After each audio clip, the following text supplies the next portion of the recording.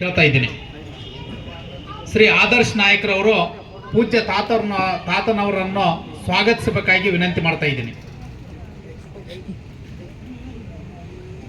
ಈ ಒಂದು ಯುವ ಸ್ಫೋಟ ಕಾರ್ಯಕ್ರಮ ಒಂದು ಪತ್ರಿಕೆ ಇವತ್ತು ಬೆಳಕಿಗೆ ತಂದಿದ್ದಾರೆ. ಇದೊಂದು ಅದ್ಭುತವಾಗಿರ್ತಕ್ಕಂಥ ಕಾರ್ಯ. ಸಾಕಷ್ಟು ಪತ್ರಿಕೆಗಳು ಬರ್ತಾವ, ಅದರ ಗುಣಮಟ್ಟ ಮತ್ತು ಅದರ ಬರಹಗಳು, ಅದರಲ್ಲಿರ್ತಕ್ಕಂಥ ಲೇಖನಗಳು ನಮ್ಮೆಲ್ಲ ಜನರನ್ನು ಗಮನ ಸೆಳೆಯುವಂಥ ರೀತಿಯಲ್ಲಿ ಇರ್ತಕ್ಕಂಥ ಈ ಪತ್ರಿಕೆಯ ಸಾನ್ನಿಧ್ಯವನ್ನು ವಹಿಸಿಕೊಂಡಿರ್ತಕ್ಕಂಥ ಪೂಜ್ಯ ಶ್ರೀ ಸುರೇಶ್ ತಾತ ಇವರಿಗೆ ಶ್ರೀ ಅಧ್ಯಕ್ಷರಾಗಿರುವಂತಹ ಶ್ರೀ ಆದರ್ಶ್ ನಾಯಕರವರು ಸ್ವಾಗತ ಬಯಸ್ತಾ ಇದ್ದಾರೆ.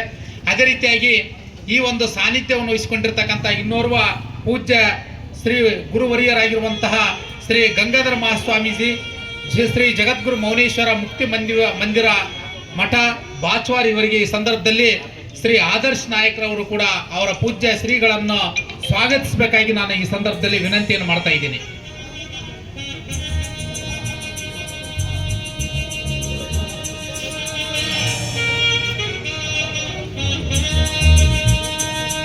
ಪೂಜ್ಯ ಶ್ರೀಗಳ ಆಶೀರ್ವಾದ ಸದಾ ಇರಬೇಕು. ಪತ್ರಿಕೆ ಉನ್ನತವಾಗಿ ಬೆಳೆಯಬೇಕು.